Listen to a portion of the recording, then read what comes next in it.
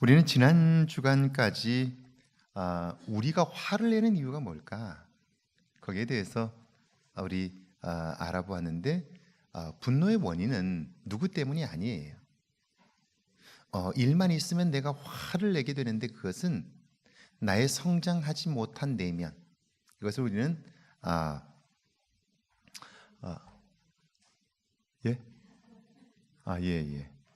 내면 아이라고 불렀어요. 성장하지 못한 내면 아이로 인해서 우리는 끊임없이 작은 일만 만나도 분노하게 된다는 사실을 알게 되었어요. 자, 그렇다면 나의 내면 아이를 어떻게 치유할 수 있을까? 어떻게 나의 내면 아이를 성장시킬 수 있을까? 사실은 이게 되지 않으면 우리는 분노와 영원히 이별할 수 없게 되고요. 분노하면 할수록 우리 주변에는 사람이 없어요. 그리고 나도 나 자신을 신뢰하지 못하기 때문에 결코 나는 만족한 삶을 단 한 번도 경험해 볼 수 없어요. 그러니까 불행한 삶을 사는 거죠. 나름 자기는 굉장히 똑똑한 것 같지만 자기 스스로가 만족함이 없어요.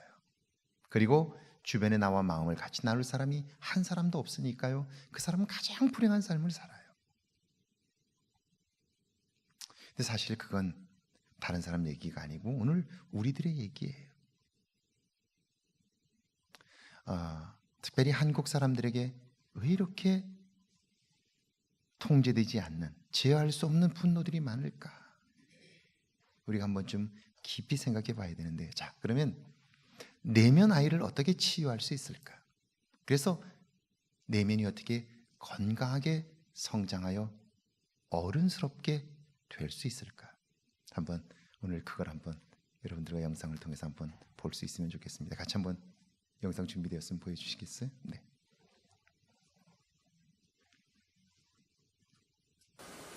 내면 아이는 만난 이후가 더 중요합니다.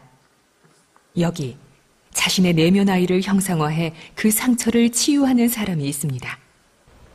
현정 씨가 만난 내면 아이는 이 작은 인형 랄라입니다.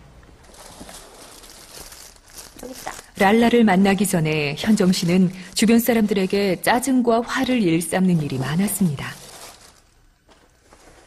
내면 아이를 잘 몰랐을 때 내가 왜 그랬는지, 내가 왜 그렇게 내가 원하지 않고 후회할 짓을 했는지 딱 그 깨달은 순간에 그러니까 구상한 아이디어인데요.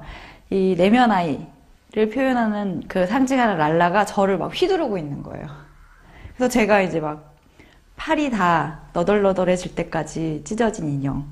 그러니까 랄라가 사실 인형인데 제가 인형처럼 랄라한테 랄라의 존재를 알지 못하고 조종당하고 있었구나.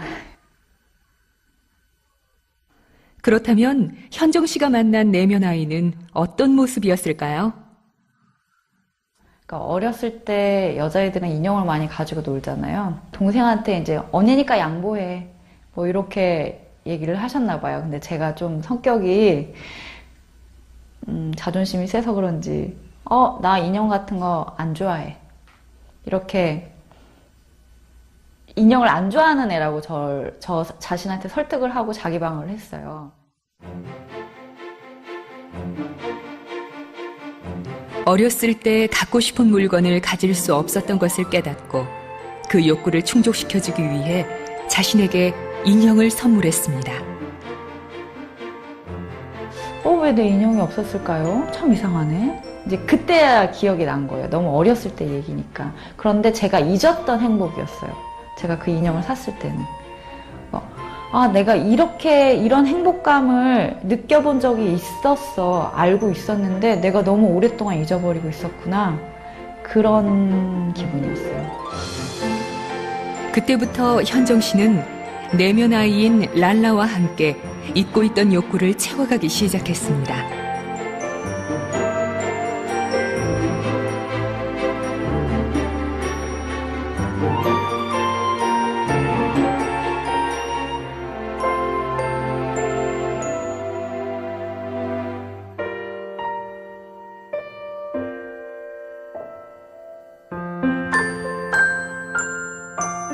하나하나 찾아서 감정을 읽어주고 내가 혼자 해결할 수 있는 거는 해결하고 그렇게 하니까 어린아이 때 가졌던 좋은 것들이 다시 제 안에서 성장하려고 막 움직이는 것 같았고요.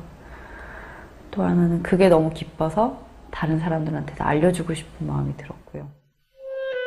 그림을 그리거나 춤을 추거나 편지를 쓰거나 내면 아이를 만나는 방법은 다양합니다.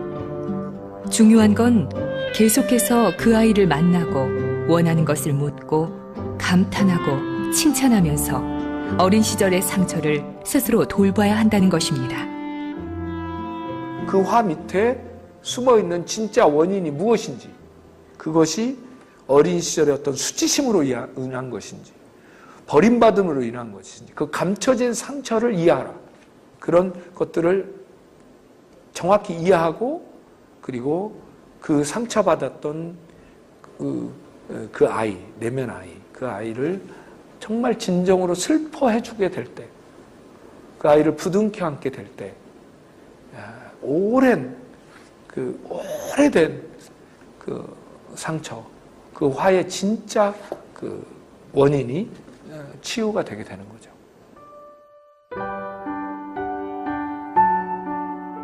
나를 가장 화나게 하는 일, 그 일을 떠올려 보면 내 안에 상처받은 내면 아이를 만날 수 있습니다. 분노로 표현됐던 내면 아이의 목소리를 들어주고 자신의 상처를 이해할 때 우리는 비로소 걷잡을 수 없는 화에서 풀려날 수 있습니다.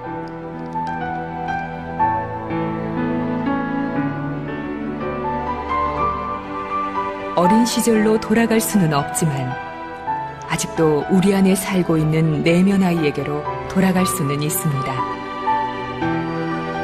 당신이 화가 날 때 화의 원인을 다른 사람에게서 찾지 않고 어린 시절의 상처를 제대로 들여다볼 때 비로소 화를 낸 이유를 알 수 있습니다. 좌절된 욕구로 상처받은 내면 아이의 묵은 화를 풀어주는 것이 오래된 화를 해결하는 첫걸음입니다. 여러분 한번 가만히 생각해 보세요. 어릴 때 인형 가져보지 못한 게 뭐 그렇게 큰 문제겠어요. 우리는 그걸 사소하게 생각하고요. 대수롭지 않은 일처럼 여겨요. 그런데요, 내가 분명히 인형을 가지고 싶었는데 가지고 싶다는 감정 표현을 하지 못했어요. 그러다 보니까 나도 모르는 사이에 감정을 표현하지 않고 누르는 삶을 살게 된 거죠. 그리고 시간이 지나면서 그게 오랫동안 굳어져 버렸어요. 나는 내 감정을 표현할 줄 모르는 사람이 되었어요. 근데 감정만 표현할 줄 모르는 게 아니라 내가 감정을 표현할 줄 모르면 나는 감정을 느낄 수도 없는 사람이 된 거예요. 이게 시간이 오랫동안 지나면서 감정을 느낄 줄 모르는 존재가 되어버렸어요. 그러니까 다른 사람이 힘들다고 말해도 뭐가 힘들어? 아직 덜 고생해서 그래. 이렇게 되는 거예요. 다른 사람의 감정을 느끼질 못하는 거예요. 자, 인형 한 번 가지지 못한 것이 문제가 아니라 그것으로 인하여 내가 내 감정을 표현하지 못하게 되면서 시간이 오랫동안 지나다 보니까 나는 내 감정을 표현하는 법을 배워보지 못한 거예요. 그리고는 계속해서 내 감정을 누르기만 하니까 어느 순간 계속해서 폭발이 일어나고요. 견딜 수 없이 되어져 버린 거죠. 제가 이제 우리 교회에서 만 6년이 되어가고 있어요. 벌써 그렇게 되었어요. 만 6년이 되어가고 있어요. 그런데 만 6년 동안 제가 여러분들의 얼굴을 봤는데요. 6년 동안 환하게 웃는 모습을 한 번도 못 본 사람들이 있어요. 환하게 웃는 얼굴을 본 적이 없어요. 그런데 그런 사람의 특징이 두 가지가 있어요. 그런 사람들은 항상 남의 탓을 많이 해요. 거의 이야기를 하면 남의 탓을 해요. 그리고 그의 입에서 나오는 말들은 거의 100%가 부정적인 말들이에요. 옆 사람 얼굴 한번 볼까요? 그리고 말은 하지 말고 그냥 보기만 한번 했어요. 옆 사람 예, 살짝 보고 고개만 끄덕끄덕 하세요. 예. 자, 이제 우리가 우리의 내면 아이를 발견하는 일과 더불어 다른 사람을 이해하는 일이 중요하다는 거예요. 겉으로 보여지는 그 사람의 모습이 아니라 그의 내면을 보아줄 줄 아는 모습. 이게 성숙한 사람의 모습이죠. 그런데 제가 오늘 여러분들에게 들려주고 싶은 이야기는 사실은 이것과 또 다른 이야기예요. 그럼 제가 한번 물어볼게요. 여러분이 이걸 지금까지 이런 얘기를 들어본 적이 없어요. 어디에서도 학교에서도 가르쳐 준 적이 없어요. 알려준 적이 없어요. 그런데도 오늘 이만큼 살아왔어요. 여러분의 능력이죠? 그렇지 않아요. 사실 신앙생활이란, 하나님께 드리는 예배란 사실은 치유의 과정이에요. 보세요. 성경을 읽으면서 말씀 속에서 나를 발견하잖아요. 하나님을 만나면 제일 먼저 우리가 경험하게 되는 세계가 나의 적나라한 모습이에요. 죄와 더불어 살았던 삶, 소망 없이 살았던 삶, 무겁고 힘겨운 짐을 지고 사는 나, 그런 걸 발견하는 거잖아요. 이걸 발견하니까 내 인생에 예수님이 필요하다고 도움을 요청하게 되잖아요. 그리고 예수님을 만날 때에 그분으로 인하여 지금까지 내가 지었던 모든 짐과 그 모든 수고를 내려놓잖아요. 그리고 한 번도 인정받아보지 못한 내 내면 아이가 하나님으로 인하여 인정을 받는 사건이 벌어지잖아요. 너는 내 사랑하는 아들이요 내가 기뻐하는 자다. 그 음성을 듣게 되는 거잖아요. 그리고 그 존재가 다시 태어나는 거죠. 살아나는 거죠. 그런 거예요. 그러니까 신앙생활이란 병든 우리의 내면과 우리의 영혼이 치유되는 사건인 것이죠. 그래서 예배를 통하여 하나님을 만나는 사건을 통하여 우리의 존재가 새로워지게 되면요, 마치 새로운 안경을 끼면 새로운 세상을 보게 되는 것처럼 우리의 삶에 새로운 세상이 열리게 되는 것이죠. 할렐루야. 그런 거예요. 오늘 이만큼 우리가 살 수 있게 된 것은 우리의 재주나 능력 때문이 아니라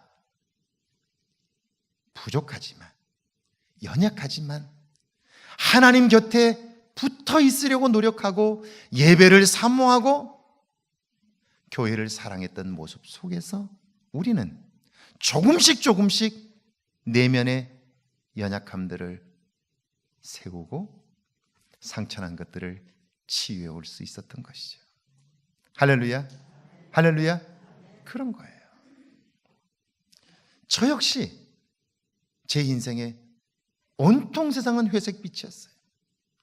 제 입에서는 늘 불평과 원망이 나왔고요, 세상은 부정적으로 보였어요. 입만 열면 누구 때문이라고 세상 탓하고 그랬어요. 제 인생에 소망이 없었고요. 그런데 그날, 내가 예수님을 인격적으로 만난 그날 나의 삶은 달라졌어요. 왜냐하면 그분이 나를 사랑하신다는 걸 발견했기 때문이에요. 그리고 그분 안에서 내가 얼마나 귀한 존재인가를 발견했기 때문이에요. 그런 내 삶은 달라진 거예요. 이걸 기억하는 일이 참 중요해요. 근데 우리는 교회 안에 있으면서도 이걸 잘 몰라요. 오늘 제가 오기 전에 잠깐 유튜브를 틀었는데 차범근의 다큐라고 하는 특별 프로그램을 봤는데요. 잠깐 봤는데 차범근의 삶을 돌아보는 그런 다큐멘터리였어요.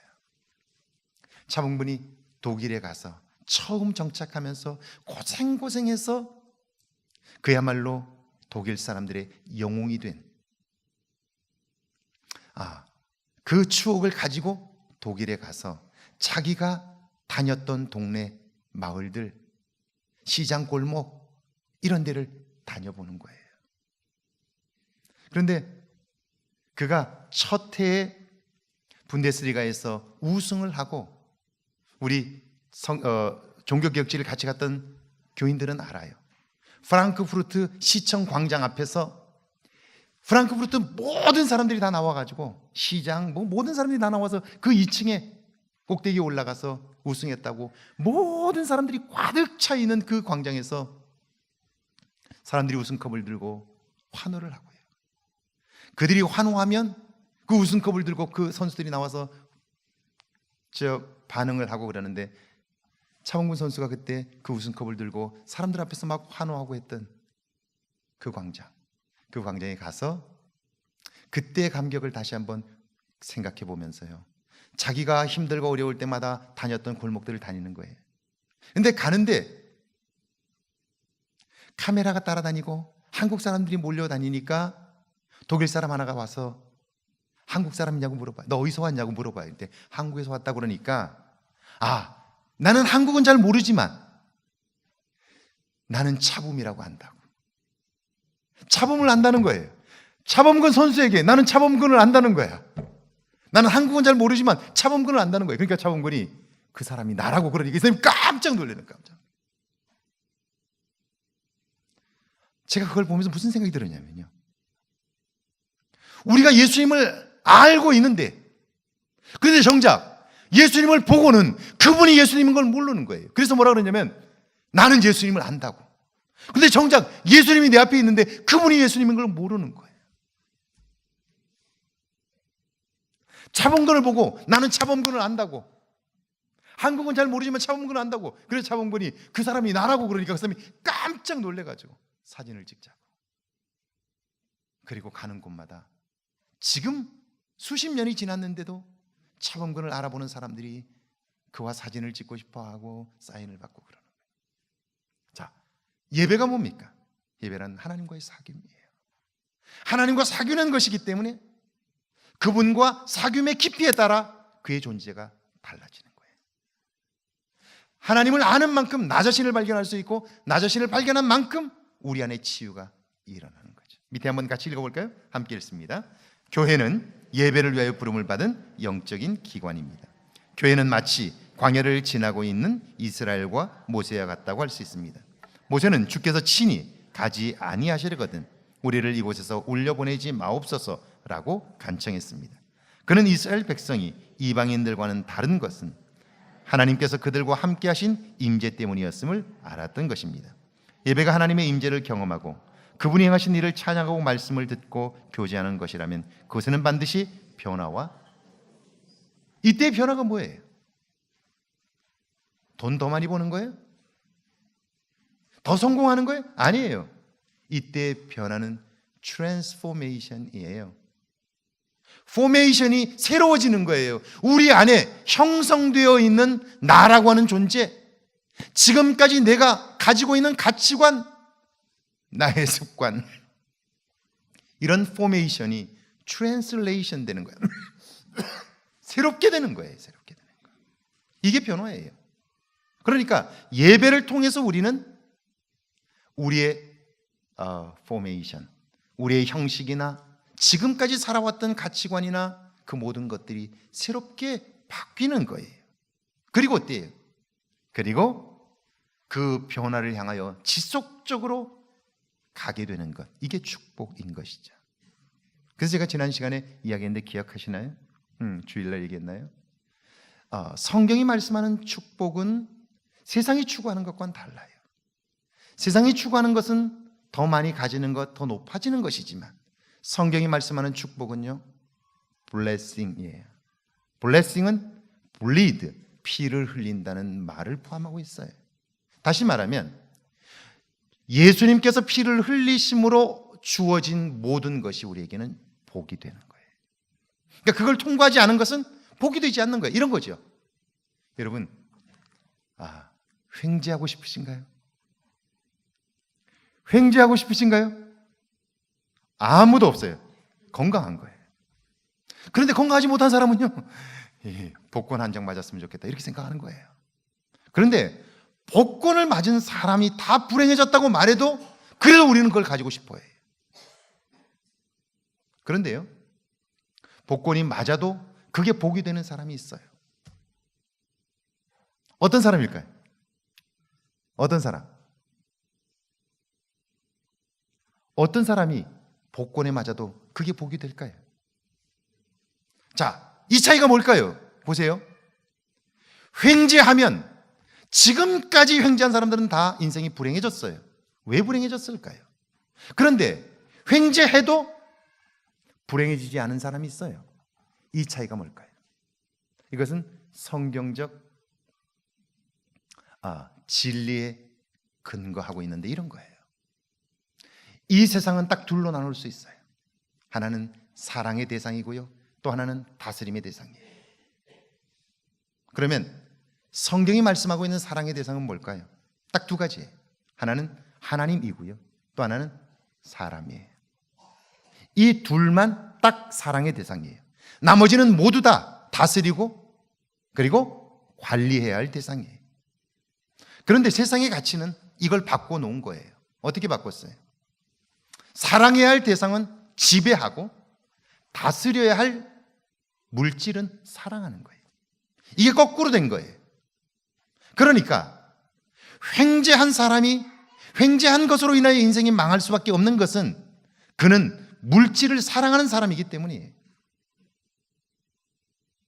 사랑하면 결국 그 물질과 함께 그의 영혼도 망가지고 마는 거예요. 그런데 횡재했는데 그게 복이 되는 사람은 어떤 사람일까요? 그것은 물질을 사랑하는 사람이 아니라 물질을 다스릴 줄 아는 사람이에요. 그 사람은 물질을 다스리기 때문에, 사랑하지 않기 때문에, 물질이 자기에게 와도 그걸 다스릴 줄 알기 때문에 그게 자기에게 복이 되는 거예요. 그래요. 저는 그런 사람 한 분 만났어요. 제가 능곡에서 목회를 할 때 저희 집사님이셨어요. 중고등부 교사도 하셨고, 그분은 당시 현대건설에 근무하셨어요. 그런데 제가 갔을 때만 해도 일산 신도시가 개발이 되기 전이었어요. 아주 시골 지역이었어요. 가장 낙후한 지역이었어요, 능곡은. 왜냐하면 서울로 가는 길이 수색으로 가면 거기가 군부대가 있고 항공대학이 있고 해가지고 거기가 가장 낙후한 지역이기 때문에 길이 꼬불꼬불 되어 있고요, 버스도 잘 안 다니는 그런 곳이었어요. 유일하게 열차밖에 없었어요. 신촌 가는 열차. 그러니까 능곡은, 일산은 굉장히 낙후된 곳이었어요. 시골 동네였어요.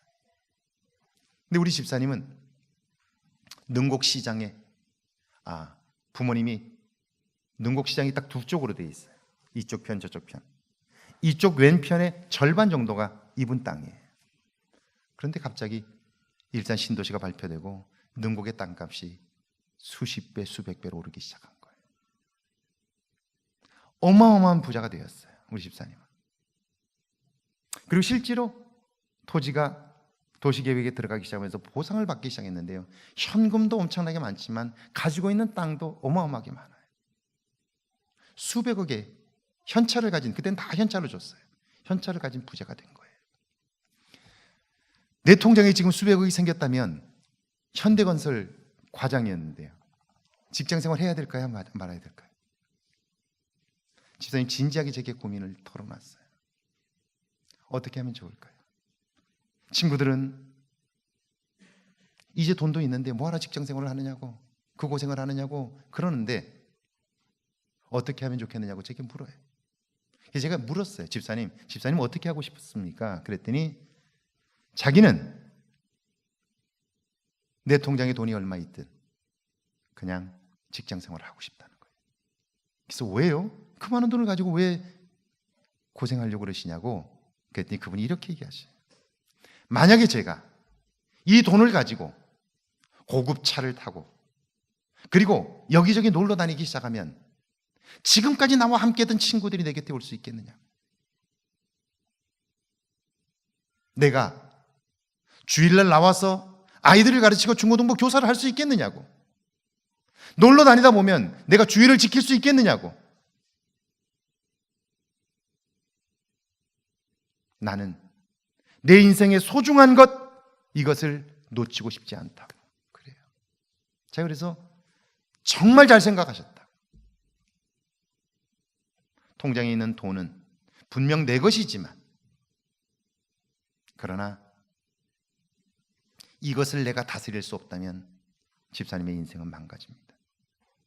그랬더니요, 그분이 정말 돈과 상관없이 현대건설에 근무하고요, 몇 달 후에 부산으로 발령을 받았어요. 가야 될까 말아야 될까 고민해요.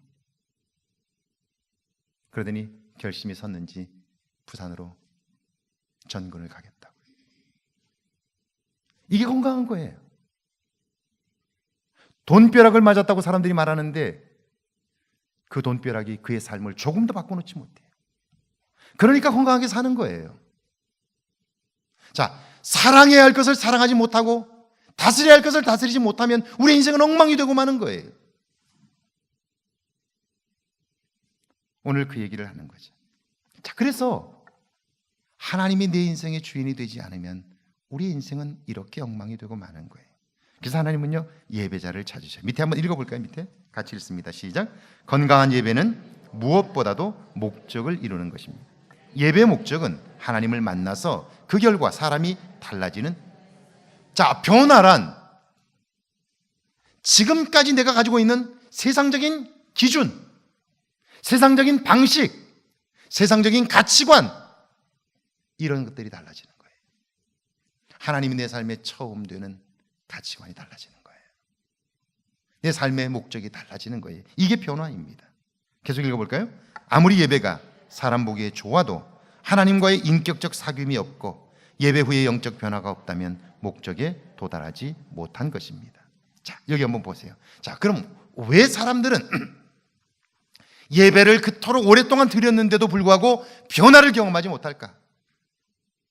그저 교회를 댕기면서 살까? 왜 댕기면서 살까? 이유가 뭘까? 그것은 목적을 놓치기 때문인데요. 21절 같이 한번 읽어볼까요? 시작. 여자여 내 말을 믿으라. 이 산에도 말고 예루살렘에서도 말고. 자, 사람들은요 예배를 위하여 특별한 장소와 공간을 찾아요. 어디 가면 은혜를 받는다, 어디 가면 능력을 받는다, 자꾸 장소와 특별한 공간을 찾으려고 해요. 예전에는 어디 가야 됐어요? 무슨 산? 용문산을 가야 은혜를 받는다고요. 그 다음에는 어디 갔어요? 그 다음에는 오살리를 가야 은혜를 받는다고. 그러더니 또 뭐 어디? 김기아 원장이 있는 어디? 할렐루야 기도원을 가야 된다고. 근데 요즘은 어디예요? 신앙등교회 가야 된다고. 이렇게. 이 동네는 아멘을 안 하죠.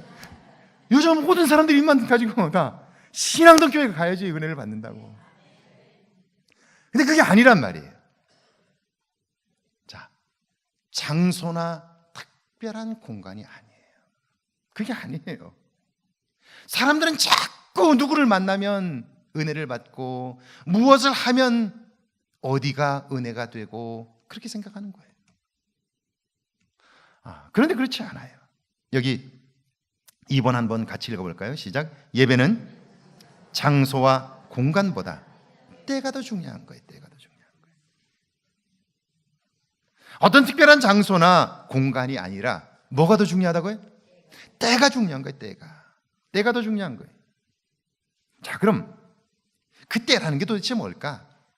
그리고 때와 더불어 우리의 예배에 있어서 가장 중요한 게 뭘까? 22절이에요. 같이 한번 읽어볼까요? 시작. 우리는 아는 것을 예배하느니. 자, 아는 것을 예배한다 이렇게 돼 있어요. 자, 예배라고 하는 것은요, 알무로 온전해지는 거예요. 알무로써. 그러니까 예배를 드리기 위해서는요, 우리는 예배가 무엇인지를 배워야 돼요. 어떻게 드리는 게 예배인지를 배워야 돼요.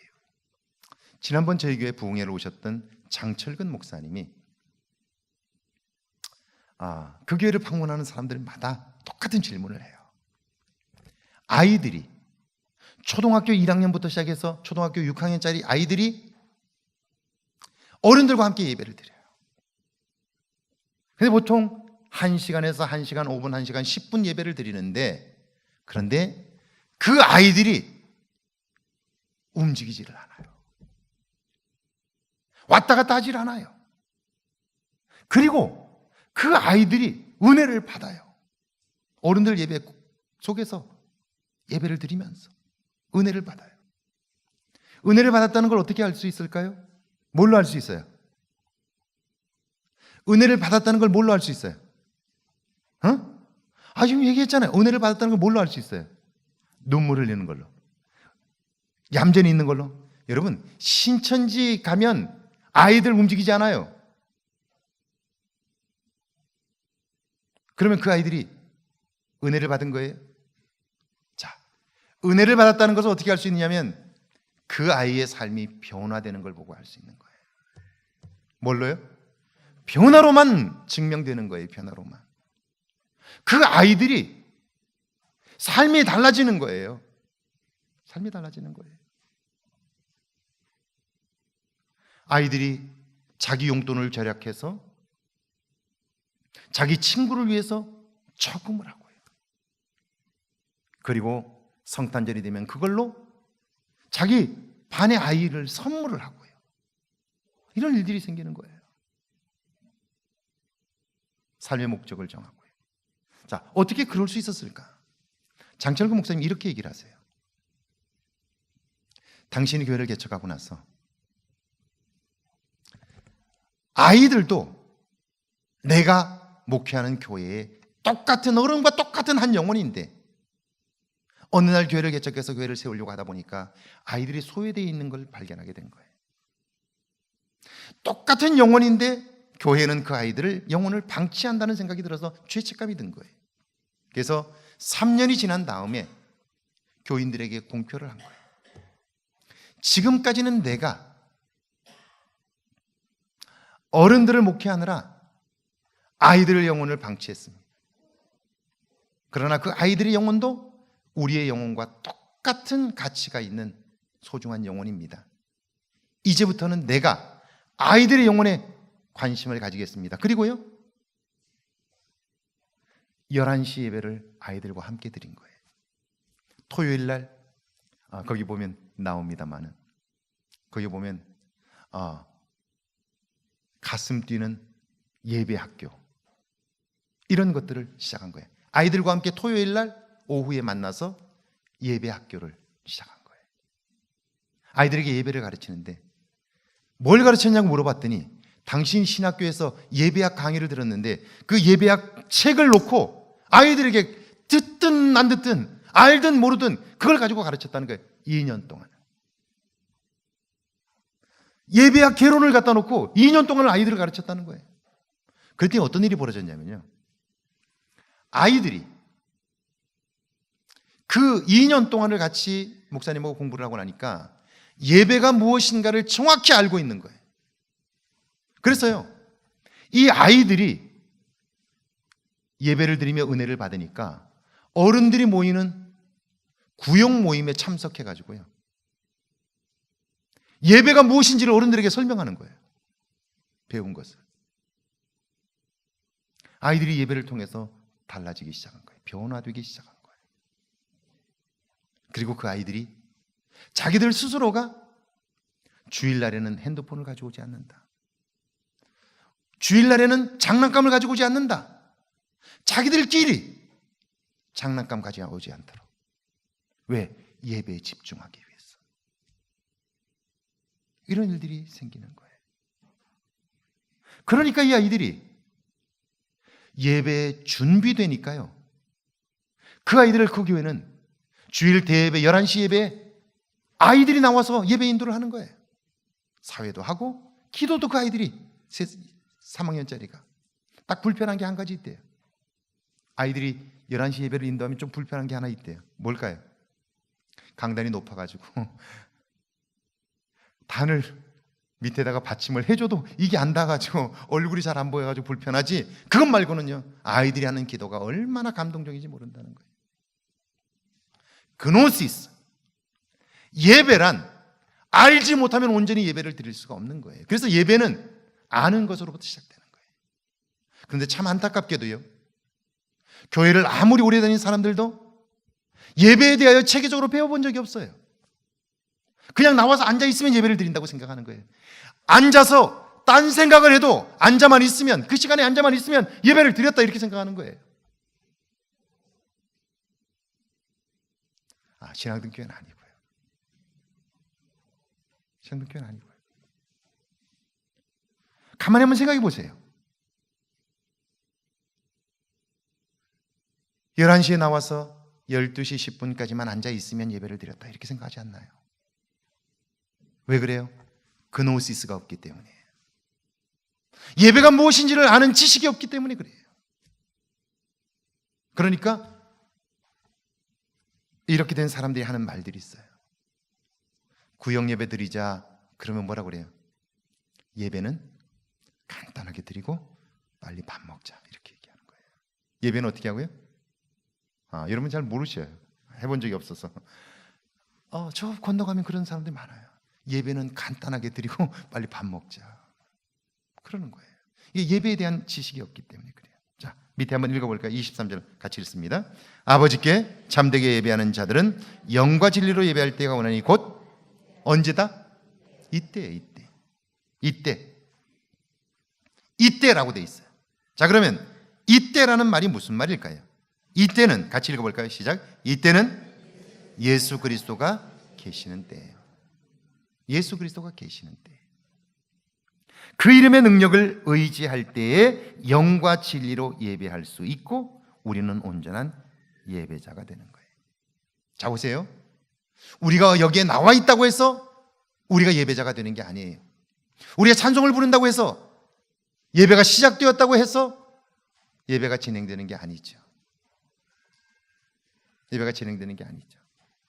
예배를 드리는 게 아니죠. 우리는 예수 그리스도의 이름으로 이 자리에 나올 수 있고요. 이 자리가 어떤 자리죠? 하나님이 계신 자리. 죄된 우리의 모습으로는 결코 나올 수 없는 자리예요. 우리가 원한다고 나올 수 있는 자리가 아니에요. 그런데 우리가 이 자리에 나올 수 있는 것은 예수 그리스도의 이름의 능력 때문이에요. 예수님께서 십자가에 달려 죽으실 때 기록에 의하면 성전의 휘장이 찢어졌잖아요. 아무도 들어갈 수 없는 것이에요. 지성소는. 대제사장도 1년에 한 차례 들어가는데요, 몸에 밧줄을 묶고 들어가는 곳이에요. 왜요? 죽으면 건져내려고요. 그런 곳이에요. 오늘 우리가 예배드리는 이곳이 그곳이에요. 그런데 우리는 내가 저 문을 열면 이곳에 들어올 수 있다고 생각하는 거예요. 그 사람은 어떤 사람이냐면 하나님의 임재를 의식하지 못하는 사람이죠. 그리고 이곳에서 내가 하고 싶은 대로 할 수 있다고 생각하는 거예요. 그건 예배가 아니에요. 그건 예배가 아니에요.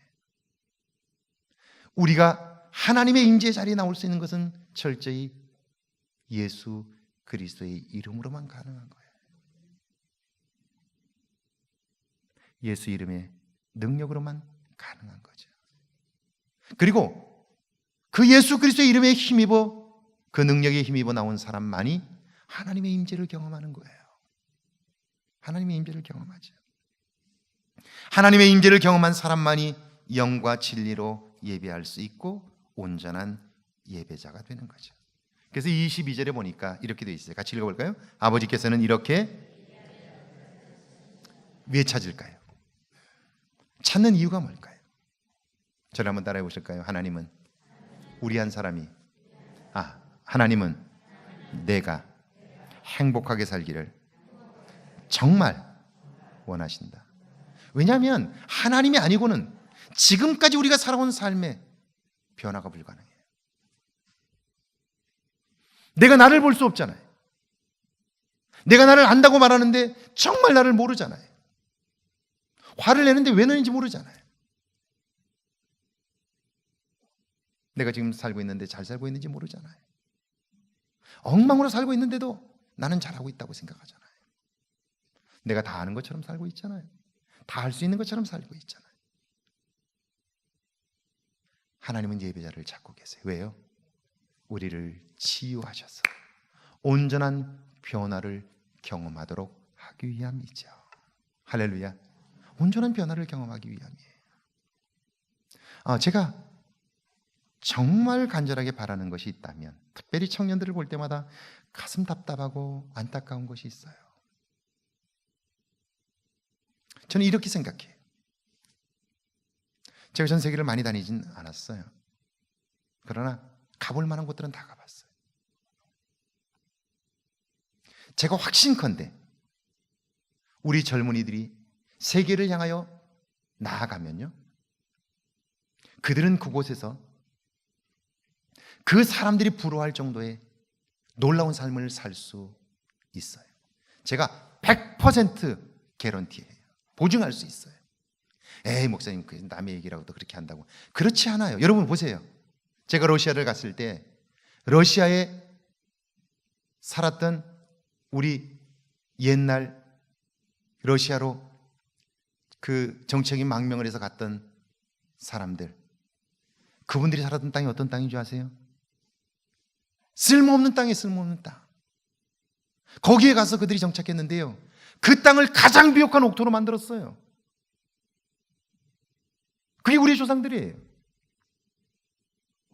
그 척박한 땅, 시베리아를 제가 가보니까 시베리아도 마찬가지예요. 여러분, 애니깽이라고 아시죠? 멕시코에 처음 이민을 간, 매달 월급을 준다고 해가지고 다 교인들이었어요. 멕시코 1차 이민 간 사람들이 하와이하고 멕시코하고 같이 갔어요. 다 월급 준다고 해가지고 이 인천의 내리감리교회 교인들하고 그 주변에 있는 교인들이 처음으로 다 이민을 간 거예요. 선교사를 통해서 제일 먼저 알아들었어요. 하와이 중국 노동자들이 다 빠지고 그래가지고요, 급히 한국 노동자들을 찾았어요. 멕시코도요. 그들이 가가지고 돈 한 푼 못 받고 그 척박한 땅에서 어마어마한 고생을 해요. 그런데요, 그 사람들이 가서 그 척박한 땅을 정말 살기 좋은 옥토로 다 만들었어요. 여러분, 전 세계를 다녀보세요. 지금은 한국 사람이 없는 곳이 없어요.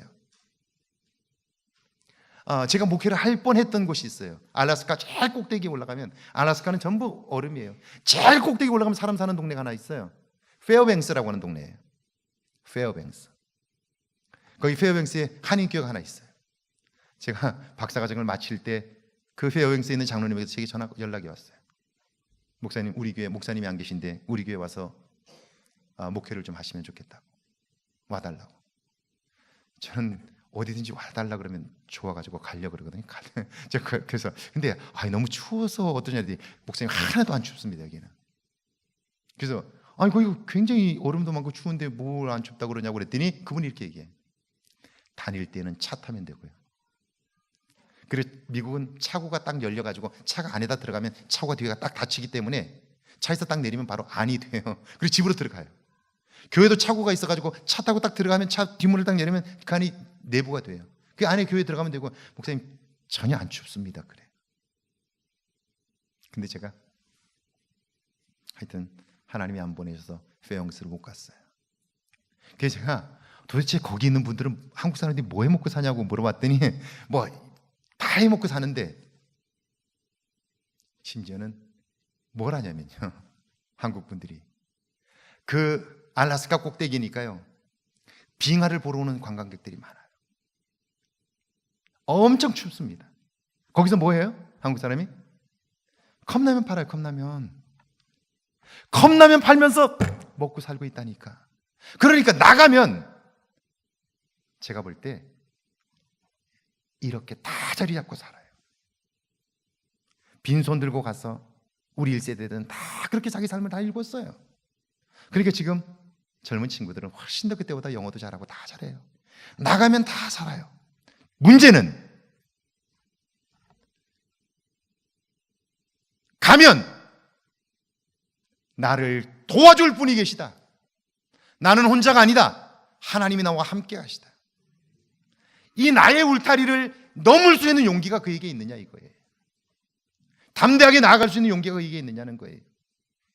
그 믿음만 있으면 여러분 나가면요, 제가 확신컨대 남미를 가든 아프리카를 가든 북미를 가든 유럽을 가든 아시아 어디로 가든 우리 한국의 청년들은 나가면 제가 볼 때 그 나라를 뒤집어 놓을 만큼 새로운 일을 이룰 수 있어요. 중요한 것은 자기의 한계를 넘어설 수 있는 용기가 그에게 있느냐는 거예요. 그에게 믿음이 있느냐는 거예요. 믿음은 이처럼 놀라운 거예요. 할렐루야. 할렐루야. 어떻게 이 용기와 이 믿음이 가능할까요? 하나님을 만난 사람만이. 뭘 통해서요? 예배를 통해서. 그런데 내면이 치유되지 않고 하나님을 만난 인격적 관적이 없는 사람은요, 나가서 돈을 벌면 번 돈으로 인해서 인생을 망가뜨려요. 인생이 망가져요. 돈 벌면 자기 자랑하느라고. 저는 정말 너무너무 많이 봤어요. 사랑하는 여러분, 예배란 뭐죠? 하나님과의 사귐이에요. 그러면 예배를 통하여 그가 은혜를 받았다는 사실을 어떻게 알 수 있어요? 뭘 통해서요? 뭘 통해서요? 변화를 통해서만 알 수 있는 거예요. 그가 무슨 경건하게 보인다, 방언을 한다, 중요하지요. 그것보다 더 중요한 건 그가 그리스도의 사람으로, 하나님을 닮은 사람으로 변화되고 있느냐 하는 거예요. 할렐루야. 이게 없으면 아무리 예배를 드려도 그 인생은 달라지지 않는 거예요. 여러분에게 이런 은혜가 있기를 주 이름으로 축원합니다. 우리 같이 한번 기도하시죠.